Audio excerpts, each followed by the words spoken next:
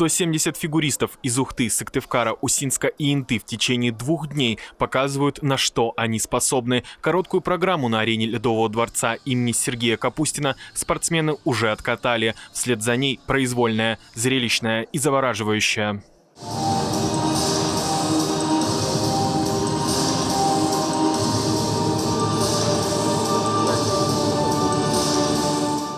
Путь спортсмена в фигурном катании начинается рано, в 3-4 года. Так, у самых юных фигуристов, которые выступают в рамках регионального соревнования по фигурному катанию «Путь к вершинам», за плечами уже сотни, если не тысячи часов тренировок. Это состязание – одна из ступеней в большой спорт, возможность показать себя и поучаствовать в борьбе за первые медали. Однако победы не кружат юным фигуристам головы, те могут сами разобрать, что на льду получилось, а что нет.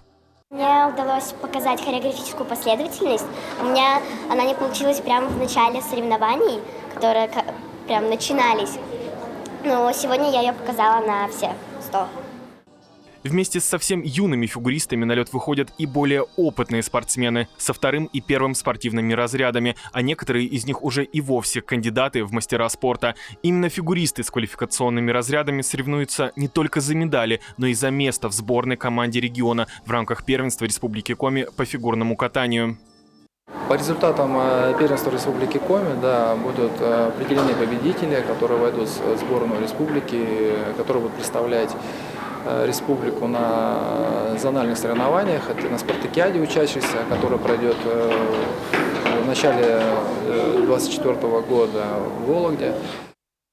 Кто знает, возможно, на соревнованиях, которые проходят в Ухте, восходит новая звезда российского фигурного катания, такая как Дима Алиев, уроженец Ухты, который стал чемпионом Европы и России по фигурному катанию. Он родился в семье лыжников, но выбор сделал в пользу фигурного катания. На лед вышел в 6 лет. Сначала тренировался на застывшем озере и только после вышел на профессиональный лед. Его желание и стремление привели его к успеху. И расхожая фраза «чемпионами не рождаются, ими становятся» очень точно отражает его путь. Этот путь сегодня начинают и многие из этих ребят. Роман Кирпа, Павел Лагутин, телеканал Юрган, Ухта.